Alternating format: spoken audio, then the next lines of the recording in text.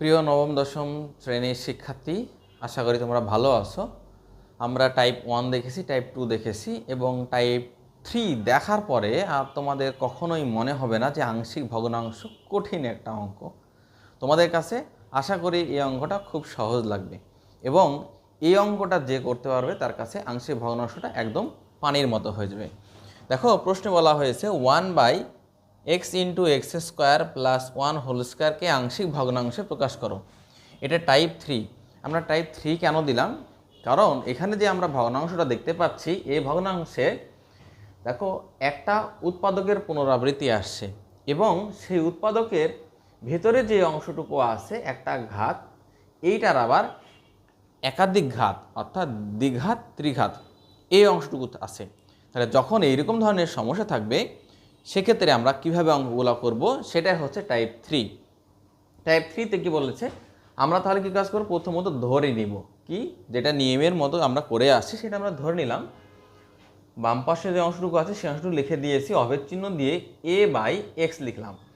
এখানে একটা মাত্র অংশ আছে, উৎপাদকের একটা অংশ আছে, এজন্য আমরা a লিখে দিলাম, plus bx + c dx + e এভাবে আসবে। যদি আরও থাকতো তাহলে আমরা আরও এইভাবে আগাতাম। যেহেতু আমাদের এই অংশটুকু x² + 1, এই x² + 1 এইটা একটা উৎপাদক, এই উৎপাদকের ভেতরে যে x আছে সেটার আবার ঘাত আছে। এই ঘাত থাকার কারণেই আমাদেরকে এইভাবে অঙ্কটা ধরে নিতে হচ্ছে। তাহলে bx + c লিখলাম, লিখার পরে আমাদের নিচে যে অংশটুকু, এই অংশটুকু x² + 1 লিখেছি, প্লাস দিলাম dx + e দিয়ে এই বর্গ অংশটুকু অর্থাৎ এখানে যে অংশটুকু আছে তার উপরে বর্গ দিয়ে যে অংশটুকু আমাদের আছে সেই অংশটুকু আমরা লিখেছি। প্রতিবারের মতো যে নিয়ম সেটা হচ্ছে কি, উভয় পক্ষকে আমরা হর দ্বারা গুণ করে দিই। তাহলে উভয় পক্ষকে যদি আমরা হর দ্বারা গুণ করি তাহলে সেক্ষেত্রে কেমন হবে? সেক্ষেত্রে আমরা দেখতে পাচ্ছি যে এই 1টা এখানে থেকে যাবে, কারণ এইটা দ্বারা যদি আমি এখানে গুণ করি, লবে দিই, তাহলে এই অংশের সঙ্গে সঙ্গে কেটে যাবে। এবার অভেদ চিহ্ন দিয়ে a কিন্তু এই যে x আছে নিচে, এই অংশটুকু যদি গুণ করি তাহলে x এর সঙ্গে x কেটে যাবে, থাকবে এইটা, অর্থাৎ এর সঙ্গে এই অংশটুকু গুণ থাকবে, আমরা লিখে দিয়েছি, প্লাস এই bx + c এর সঙ্গে একটা x² - 1 কেটে যাবে। x² - 1 কয়টা আছে? 2টা আছে। তাহলে এই bx + c × x × x² + 1 এই অংশটুকু, প্লাস dx + e এই অংশটুকু লিখেছি। এইটা দ্বারা যদি আমরা এখানে গুণ করি তাহলে আমাদের শুধুমাত্র xটা অবশিষ্ট থাকবে, আর x² + 1 হোল স্কয়ার এই অংশটুকু লবের সঙ্গে কেটে যাবে। x আমরা ইন্টু দিয়েছি। দেখো, আগের যে 2 টাইপের অঙ্ক করেছি, দ্বিতীয় টাইপের অঙ্ক শেষের দিকে আমরা একটা এর মান বের করার জন্য ক্যালকুলেশন করেছিলাম। এই অঙ্কটাতে তুমি যদি ক্যালকুলেশন করে সাজায় নিতে পারো, উভয় পক্ষকে তুমি যদি সহগ সমীকৃত করতে পারো, তাহলে অঙ্কটা একদম ইজি হয়ে যাবে। তাহলে আমরা এখন কি কাজ করব, 1 লিখেছি, গুণ করে দিব, করার পরে এই দেখতে পাচ্ছি এখানটুকু বর্গ আছে, a + b হোল স্কয়ারের সূত্রে আমরা এখানে সাজায় লিখব। তাহলে a + b হোল স্কয়ার সূত্র যদি দেই তাহলে এটা আমাদের কি a² x4 হয়ে যাবে 2ab + b²। x দ্বারা এই অংশটুকু গুণ করব, তাহলে b দ্বারা x কে গুণ করলে bx² হয়ে যাবে, c দ্বারা x কে গুণ করলে cx। এই অংশটুকু রেখে দিয়েছি। এখন x দ্বারা dx কে গুণ করব, তাহলে dx² + ex লিখলাম। খেয়াল করে দেখো, a দ্বারা 3টাকে গুণ করব, a দ্বারা গুণ করলে a⁴ হবে, a 2ax² হবে, a দ্বারা 1 কে গুণ করলে 1 হবে। এইবার এই যে bx² দিয়ে এই দুইটাকে গুণ করব, তাহলে bx² দিয়ে x² কে গুণ করলে bx⁴ হবে, bx² দিয়ে 1 কে গুণ করলে bx² হবে, cx দিয়ে এবার আমরা গুণ করব এই দুইটাকে, তাহলে cx³ হয়ে যাবে, cx দ্বারা 1 কে গুণ করলে cx আসবে। আর আগের অংশটুকু x দিয়ে গুণ করে যেটা ছিল আমরা সেটা লিখে দিয়েছি। এখন কি কাজ আমাদের? এখন কাজ হচ্ছে, সর্বোচ্চ ঘাত যদি আমাদের 5 থাকতো, 4 থাকতো, 6 থাকতো, তাহলে সেই অনুসারে ঘাতগুলোকে আমরা কমন হিসাবে নিয়ে নিব। আমরা দেখতে পাচ্ছি আমাদের সর্বোচ্চ ঘাত হলো x⁴। এই এক্স টু দি পাওয়ার 4 কয় জায়গাতে আছে সেটা আমরা খেয়াল করে দেখব। এইখানে আছে আর এইখানে আছে, তাহলে এই দুই জায়গাটা থেকে এক্স পাওয়ার 4 কমন নিলে এখানে থাকবে এ আর এইখানে থাকবে প্লাস বি দিয়ে সি। এবার আমরা খেয়াল করব এক্স পাওয়ার 4 এর পরে হয় এক্স কিউব, তাহলে কিউব কয় জায়গায় আছে আমরা দেখতে পাচ্ছি শুধুমাত্র এক জায়গাতেই আমাদের এক্স কিউব আছে, তাহলে আমরা এই এক জায়গার এক্স কিউবটা এখানে লিখে দেব। এরপরে খেয়াল করব স্কোয়ার কয় জায়গায় আছে, এই জায়গায় আছে, তারপরে হচ্ছে এই জায়গায় আছে, এই জায়গায় আছে। এবার এক্স স্কোয়ারটা আমরা কমন নিলাম, এক্স স্কোয়ার কমন নেওয়ার পরে এখান থেকে থাকবে 2a, এই এক্স স্কোয়ার কমন নিলে থাকবে এখান থেকে বি, আর এখানকার এক্স স্কোয়ার কমন নিলে থাকবে ডি। বন্ধনী ক্লোজ করে দিলাম। খেয়াল করব যে এক্স কয় জায়গাতে আছে, খেয়াল করে দেখো এই জায়গাটাতে এখানে এখানে এখানে এইখানে একটা এক্স আছে, এখানে একটা এক্স আছে, দুই জায়গায় এক্স আছে, তাহলে আমি এক্স কমন নিলাম। এক্স কমন নিলে এখানে থাকবে সি, আর এখান থেকে এক্স কমন নিলে থাকবে আমাদের ই। এখানে দেখতে হবে ধ্রুবক অংশটুকু বা কনস্ট্যান্ট অংশটুকু কী কী আছে যেখানে আমাদের এক্স নাই। দেখো এইখানে একটা নাই, তাহলে আমরা বলছি প্লাস এ। এখন কি কাজ, এখন আমাদের সাজানোর পালা। সাজানো পালা বলতে এই বাম পাশের অংশটুকুকে আমরা সাজায় নিব যেন ঘাতগুলো আমাদের ঠিক থাকে। দেখো খেয়াল করো, আমরা যদি এটা এভাবে লিখতাম তাহলে কেমন হবে, 0 ইন্টু আমরা এক্স পাওয়ার 4 দিলাম, প্লাস 0 ইন্টু এক্স কিউব দিয়েছি, প্লাস 0 ইন্টু এক্স স্কোয়ার দিলাম, প্লাস 0 ইন্টু এক্স দিয়েছি, প্লাস 1। এই দেখো, তাহলে উভয় পক্ষের সহগগুলো আমরা এখন সমীকৃত করতে পারবো এবং এগুলোকে আলাদা আলাদা করে আমরা নাম্বারিং করব। আমরা এখন উভয় পক্ষের সহগগুলো সমীকৃত করব, লিখব সহগ সমীকৃত করে। দেখো বাম পাশে এবং ডান পাশে এক্স পাওয়ার 4 এর সহগ কত, এক্স পাওয়ার 4 এর সহগ হচ্ছে 0 বা হলো 0।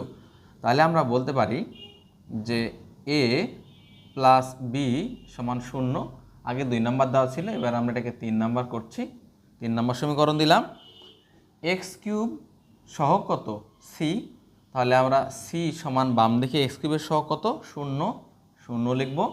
এটাকে আমরা 4 নাম্বার দিব। এক্স স্কোয়ারের সহগ 2a plus B plus D, তাহলে 2a plus B plus D সমান, তাহলে এক্স স্কোয়ারের সহগ কত, 0, আমরা 0 দিয়েছি। এটাকে আমরা 5 নাম্বার দিলাম। এক্সের সহগ কত, সি প্লাস ই, তাহলে সি প্লাস ই সমান বাম দিকে এক্সের সহগ কত, 0, 0 দিলাম। এটাকে আমরা 6 নাম্বার দিয়েছি। সর্বশেষ আমাদের এ ধ্রুব অংশ বাদ দিয়ে যে অংশ আছে সেটা, তাহলে এ সমান আমরা কি লিখব, বাম দিকে খেয়াল করব যেখানে এক্স ব্যতীত অংশ 1, তাহলে আমরা এটাকে কত নাম্বার দিব, আমরা এটাকে 7 নাম্বার দিব। এখন এই যে 3, 4, 5, 6, 7 নাম্বারের যে মানগুলো আছে সেগুলো ব্যবহার করে আমরা মানটা নির্ণয় করে ফেলব। দেখি মানটা কীভাবে নির্ণয় করা যায়। যদি আমি এই এ এবং বি এর অংশটুকুর দিকে খেয়াল করি, এর মানটা 1 যদি আমি 3 নাম্বার সমীকরণে বসাই তাহলে সেখান থেকে আমি বি পাবো। তাহলে বলবো 3 নং হতে কি এ প্লাস বি সমান 0। যেহেতু আমি এর মান 1 পেয়েছি তাহলে সে অনুসারে আমি বলছি যে 1 প্লাস বি ইকুয়াল 0, অতএব বি এর মান হচ্ছে -1। বি এর মান পেলাম। আবার কি কাজ করব, সি এর মান পেয়েছি, এর মান পেয়েছি, বি এর মান পেলাম। এবার যদি আমি এইখানে 6 নম্বর সমীকরণ থেকে আসি, 6 নং হতে 6 নম্বর সমীকরণ কি, সি প্লাস ই, আমরা সি প্লাস ই লিখলাম সমান 0 দিয়েছি। তাহলে সি এর মান কত, 0, তাহলে 0 প্লাস ই সমান 0, অতএব ই এর মান আমাদের বের হলো 0, তাহলে ই পেয়েছি। এবার আমরা যদি বি এবং ডি এর মান এখানে এর মান বসাই তাহলে আমরা এখানে ডি পাবো। তাহলে কত নম্বর থেকে আমরা সমাধান করবো, এবার আমরা বললাম 5 নং হতে। 5 নম্বর সমীকরণটা কত, 2a plus B plus D সমান 0। এর মান আমাদের 1, 2 ইন্টু 1 প্লাস বি এর মান -1, বি এর মান -1 বসালাম, আমরা ডি এর মান নির্ণয় করব। তাহলে এখানে 2 মাইনাস 1 প্লাস ডি সমান 0। অতএব আমরা ডি কি বলতে পারি, 2 থেকে 1 মাইনাস করলে 1 হবে, 1টা ওই পাশে পার করে দিলে আমরা -1 বলতে পারি। তাহলে আমরা এখান থেকে এ এর মান পেয়েছি, বি এর মান পেয়েছি, সি এর মান আছে, ডি এর মান হলো, ই এর মান হলো। তাহলে A B C D E পর্যন্ত যতগুলো মান আছে সবগুলো মান আমরা এখন 1 নম্বর সমীকরণে বসাই দেব। দেখো যে মানগুলো পেলাম সে মানগুলো আমি সাইডে এখানে লিখে রেখেছি। এই মানগুলো A B C D E এর মান আমরা এখন 1 নম্বর সমীকরণে বসাবো।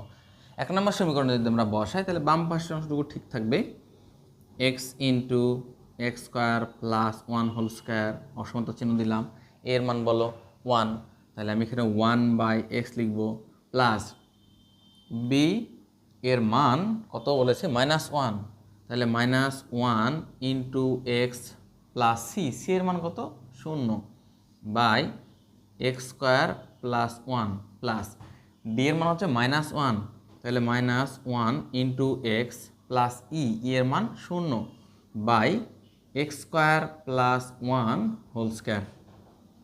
বাম পাশের অংশটুকু আমরা ঠিক রাখলাম, x into x square plus 1 whole square 1/x।